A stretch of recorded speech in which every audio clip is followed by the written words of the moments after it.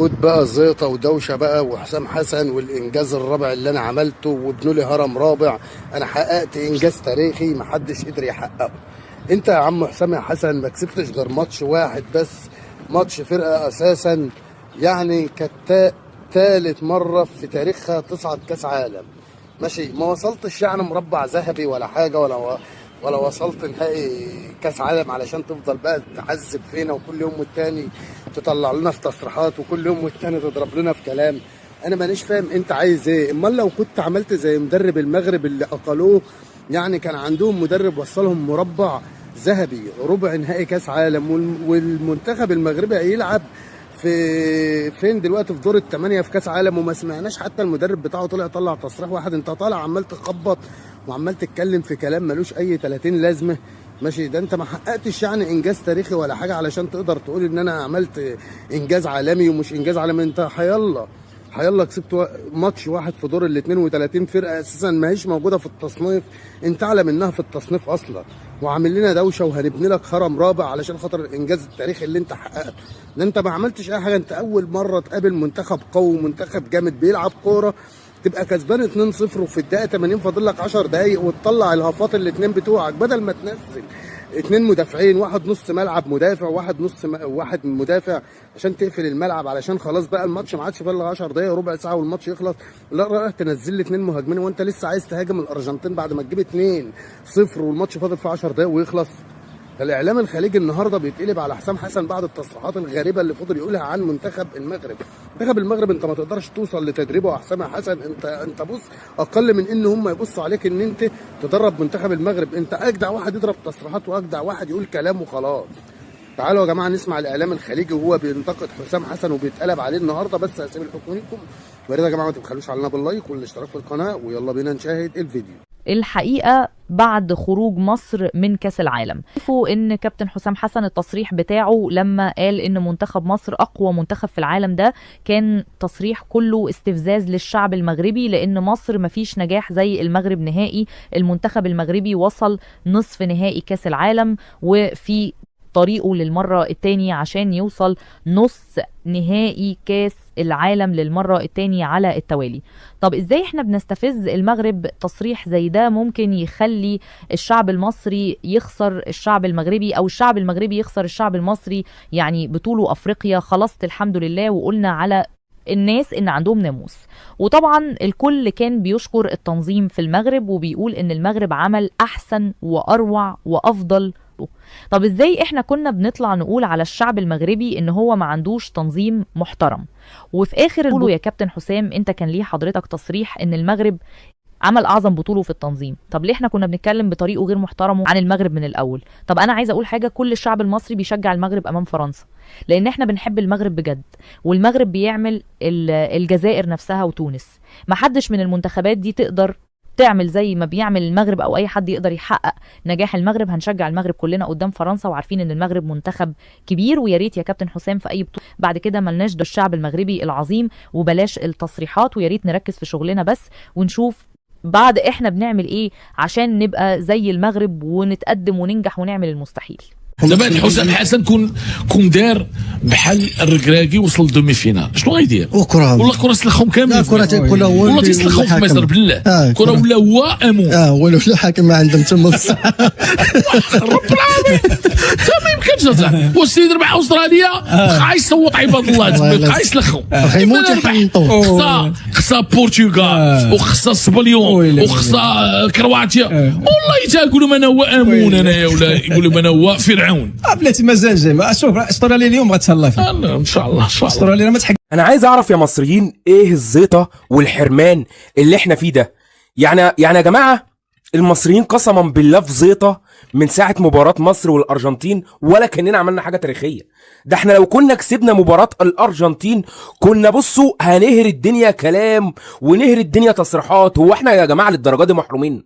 هو احنا للدرجه دي ما شفناش اي انجاز في حياتنا؟ عايزين نعمل زي انجاز المغرب وخلاص؟ عمالين نطبل لحسام حسن بسم الله ما شاء الله اللي راح هناك امريكا قلب الدنيا راسا على عقب، ما خليش حد هناك الا ما اتخانق معاه. يعني بدل ما يطلع مثلا في المؤتمر الصحفي يقول لنا ليه خسرنا المباراه او يقول لنا احنا خسرنا ليه. لا، جاي بيهاجم في الكل. سبحان الله يا جماعه، جاي بيهاجم في الكل. ولكن فعلا ميسي رحم العالم من هيصه كانت هتفضل شغاله لسنين ضوئيه. ميسي رحم العالم فعلا. احنا محرومين. احنا يعني لو كنا وصلنا لنصف نهائي كاس العالم كنا هنزيد زيطه ما يعلم بها الا ربنا. كنا هنضيع تعب المغاربه. يعني ما كناش هنعترف ان المغرب اول من كتب التاريخ. لا، احنا كنا هنزيد زيطه ما يعلم بها الا ربنا. احنا كنا هنفشخ الواقع حرفيا. ولكن خروجنا نتيجة الكبرياء، خروجنا نتيجة الغرور. احنا اتغرينا. ورسالة للمصريين اللي مش هيشجعوا المغرب امام فرنسا، ان شاء الله معاكم شجعتوا المغرب. العالم كله بيشجع المغرب.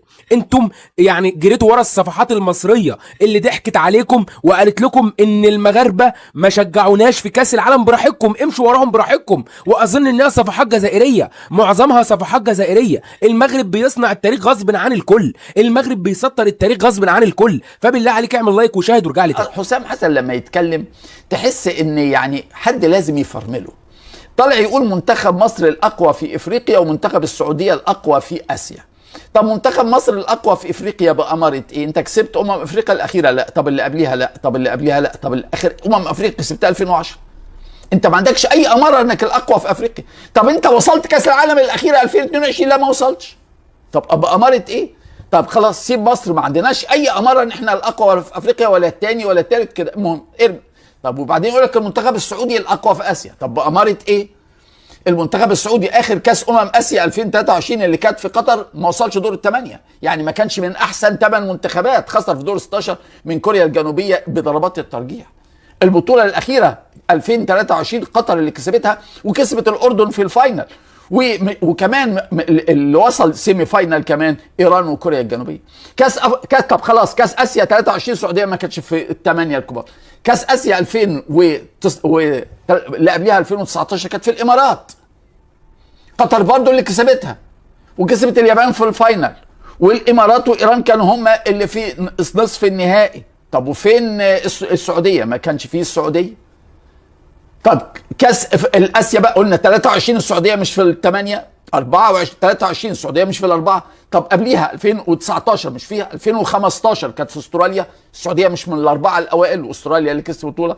2011 كانت في قطر وكسبتها اليابان وراها استراليا والسعوديه مش في الاربعه الاوائل. الله. طب بأمارة ايه قلت السعوديه احسن منتخب اسيوي؟ ولا انت عشان هتلاعب السعوديه؟ انت لو بكره هتلاعب فيتنام هتقول فيتنام اقوى منتخب اسيوي، وهتقول لي ان سيكابيكا احسن لاعب في اسيا من فيتنام. الهرتله دي بطلها. اتعلم انك تقول كلام جد، اتعلم انك تقول كلام علمي، اتعلم انك تقول كلام الناس تحترمه. في ظلم تحكيمي باين النهارده؟ ولا ظلم ولا اي حاجه. الكره ما الفار رجع الحكم اللعبه من نص الملعب، فاول باين قوي دايس على رجله. صلاح ملوش فاول ولا فاول ولا حاجه. هي الكره وهو وقع وران اتظلمت في الجول اللي جابته واتحسب تسلل وتعمدوا يخرجوا ايران. انت تخيل انت فرقه مثلا فاضل لها 10 دقايق وتكسب الارجنتين ومش عارف يحافظ. حسام حسن واقف بيزعق وبيشخط وبينطر بيدرب هنا في نادي ناصر. لا، الكره مش كده. المدرب بتاع الارجنتين مغلوب 2-0 وواقف ما اتحركش من مكانه. حسام يشكر لغايه كده وعمل مجد لنفسه ما حدش عمله. انما هو ما عملش مجد للكره المصريه في حاجه. الاكذوبه اللي هو حب يعمل منه. حمزه عبد الكريم ده بيلعب في اكاديميه هناك، انت خليتوه بيلعب جنب لامين جمال. هو حمزه عبد الكريم بيلعب في برشلونه بجد؟ انتوا بتحاولوا تقنعوا الناس ان هو بيلعب في برشلونه هي كانت. بس انا وجهه نظري ان الاتحاد الدولي بيعاقب حسام حسن على التصريحات اللي قالها. ولا يعرفوا في الكوره مالهاش دعوه باللي انتوا بتحكوه ده يا جماعه. يوم النهارده صعب على الكره المصريه. والله هو مش يوم صعب ولا حاجه. يعني الناس بس عاشت في كذبه وحسام حسن عايش الناس في وهم. انت تخيل انت فرقه مثلا فاضل لها 10 دقايق وتكسب الارجنتين ومش عارف يحافظ. ده مدرب لازم يبقى في حاجه اسمها في ثقافه تدريب. حسام حسن واقف بيزعق وبيشخط وبينطر بيدرب هنا في نادي ناصر. لا، الكوره مش كده. المدير الفني بيدي انعكاس للعيبه. من وجهه نظرك يعني لو هو خسران 2-0 ودخل فيه 3 اجوان ده ما يبقاش مدرب يعني؟ مش موضوع ما يبقاش مدرب. هو محتاج ان هو يتثقف. اصل الكوره مش ان انا اقف وازعق واشتم واعمل لا، الكوره مش كده. المدرب بتاع الارجنتين مغلوب 2-0 وواقف ما اتحركش من مكانه. طب ولما باريس كانت كسبانه برشلونه وحصلت اعظم رومنتادا في التاريخ، لا انت كان مثلا لا انت ايه المقارنه دي؟ انت هتقارن لعيبه باريس ولاعيبه بايرن ميونخ ولاعيبه برشلونه لا يا كابتن. احنا كنا بنلعب النهارده اعظم لعيب في العالم. ماشي، ما انت اتغلبت في 5 دقايق. ما هو دي امكانياتك بقى. عملت ماتش. ولا ماتش ولا حاجه. انت عملت ايه؟ انت لو انت عملت ماتش حافظ على المكسب. كابتن انت عامل بطوله عالميه، انت ما كناش بنعرف مش نعدي دور المجموعات، ما كناش بنعمل حاجه اصلا. يا كابتن فريسكا ارجع لاول حاجه تصفيات في افريقيا او تصفيات كاس عالم. حسام حسن لو نام وحلم يلاعب الفرقه دي مش هيجي له في الحلم.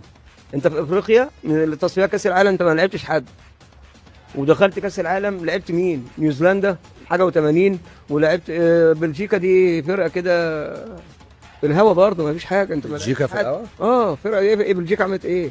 ده بلجيكا مرشحه تاخد البطوله. البطوله ايه؟ امال فرنسا فين؟ وانجلترا فين؟ والارجنتين فين؟ في ظلم تحكيمي باين النهارده. ولا ظلم ولا اي حاجه. الكوره الفار رجع الحكم اللعبه من نص الملعب، فاول باين او دايس على رجله. صلاح ملوش فاول ولا فاول ولا حاجه. هي الكوره وهو وقع. محمد صلاح بص للكوره كويس. هو الكوره على ماتش غير اللي احنا لا هو رجليه كعبلت وقع يا كابتن. كابتن قسما بالله فاول على محمد صلاح. لا فاول لمحمد صلاح. كلمه الحق طلعت. لا والله هو وقع الشكل وقع يا كابتن والله. يا كابتن فريسكا دي مش مبرر للهزيمه. انت راجل فاضل لك 10 دقايق وتكسب. كابتن مع احترامي لوجهه نظرك وليك الحق ان انت تقول اي حاجه على حسام حسن، بس انا وجهه نظري ان الاتحاد الدولي بيعاقب حسام حسن على التصريحات اللي قالها. ولا بيعاقبوا في ايه؟ الكوره مالهاش دعوه باللي انتوا بتحكوه ده يا جماعه. ازاي يا كابتن؟ لا ازاي؟ ده رئيس الاتحاد، ده رئيس الاتحاد الدولي. ترامب كلمه قال له شيل الكارت احمر، راح شال الكارت. يعني الكوره هي موضوع جميل قوي. شال لاعب لعب زي ما انت بتقول كده. الفرقه شالت 4. هو اللاعب ده اصل هو مش ميسي عشان يلغي ايقافه ويلعب. امريكا اتغلبت 4. ايه المشكله؟ ما انا بقول لك اهو، ما تقوليش اصل هم مش هيعاقبوا حسام حسن. لا في دماغهم. هيعاقبوه في ايه طيب؟ ده بيلعب في امريكا يا كابتن. هو ما حافظش. ده بيهاجم الامريكان ذات نفسه. يا كابتن فريسكا دي ثقافه تدريب وثقافه لعيبه وثقافه ملعب.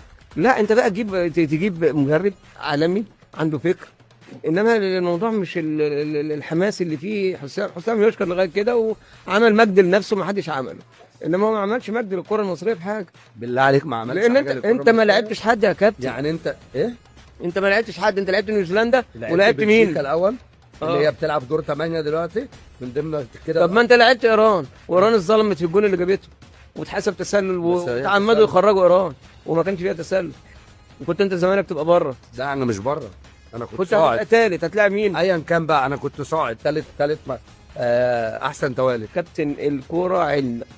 المغرب ارجع للمغرب وشوف سيستم المغرب، ناس واخده كاس عالم ناشئين.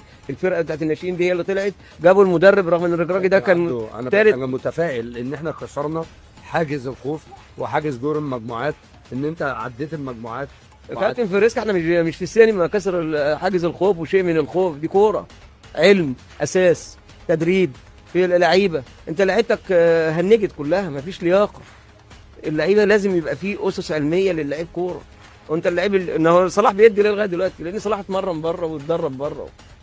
هو جاب واحد اسمه حمزه عبد الكريم الاكذوبه اللي هو حب يعمل منه. حمزه عبد الكريم ده بيلعب في اكاديميه هناك، انت خليتوه بيلعب جنب لامين جمال. هو حمزه عبد الكريم بيلعب في برشلونه بجد. انتوا بتحاولوا تقنعوا الناس ان هو بيلعب في برشلونه. برشلونه يا كابتن ما برشلونه فعل عقد شراء حمزه عبد الكريم يا بيه. بيلعب في اكاديميه هناك زي اللي عاملها حمدي كبريت والناس اللي هنا دول. كابتن والله العظيم اقسم بالله والله بعيد عن الكوره انا بشفق عليكم والله. هتطلع حمدي. طيب الناس اللي بتتكلم وغلطة حسام حسن ان هو طلع وقال لك مصر احسن منتخب في افريقيا. غلطة كبيرة جدا جدا جدا.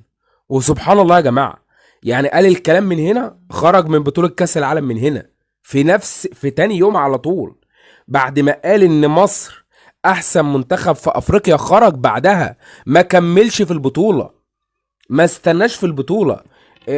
يعني من اعمالك اللي بيحصل ده، من اعمالك. يعني ايه احسن؟ يعني ايه احنا احسن منتخب في افريقيا؟ معلش يعني انا عايز اعرف احنا احسن منتخب في افريقيا بناء على ايه؟ هل مثلا وصلنا رابع العالم؟ هل مثلا لسه واخدين بطولة افريقيا من كام يوم؟ لا، ما عملناش اي انجاز. يعني ما عملناش انجازات زي ما المغرب بيعمل. فاحنا بنتكلم على ايه؟ احنا معانا 7 افريقيا اي نعم والدنيا تمام، بس احنا يا كابتن حسام اول منتخب كسبينه في كاس العالم كان منتخب نيوزيلندا. بقالنا 100 سنة يا كابتن حسام ما كسبناش مباراة في كاس العالم. كنا مستنيين منتخب نيوزيلندا وهم اطفال عشان يكبروا، عشان نلعبهم ونكسبهم كمان. يعني ما عملناش اي حاجه في ال100 سنه دول، ما عملناش اي انجاز في كاس العالم. اي منتخب يعني دايما نجاحه اول حاجه بيبصوا عليها كؤوس العالم، بطولات كؤوس العالم اهم حاجه. تاني حاجه بطولات افريقيا. ليه اول حاجه الفيفا بتتليه الكاف؟ الفيفا دايما اللي بينظم كؤوس عالم او المسؤول عن كؤوس العالم، الكاف المسؤول عن بطولات افريقيا. فلو جينا نبص فوق هتلاقي حضرتك المغرب معاه كاس عالم تحت 20، المغرب وصل نص نهائي كاس العالم. احنا بقى فوق، احنا فوق فوق فوق، بصوا فوق كده عملنا ايه؟ ما عملناش اي حاجه. تحت انت معاك بطولتين، المغرب معاه بطولتين مثلا، مصر معاه 7 بطولات، ماشي. طيب انت في الاوائل مين اللي متفوق على مين؟ المغرب. فاذا انت بتقول ليه مصر احسن منتخب؟ ليه؟ طب يعني يا عم، يعني بالله عليكم مش بالكلام والله العظيم، مش بالكلام. يعني انتم عشان عارفين ان الشعب المصري غلبان والشعب المصري بيصدق اي حاجه، فخلاص بقى نجري نعشم الشعب المصري الغلبان ده باي حاجه. نجري نعشم الشعب المصري الغلبان ده، نقول له نوهمه وخلاص. مع شعب غلبان هيصدق اي حاجه، شعب غلبان اي حاجه هنقولها له هيصدقها. بتضحك على دقنا انت، يعتبر ضحكت الايام اللي فاتت دي على دقنا. احنا كنا عايزين بطولات يا كابتن حسام، احنا ما كناش عايزين حاجه.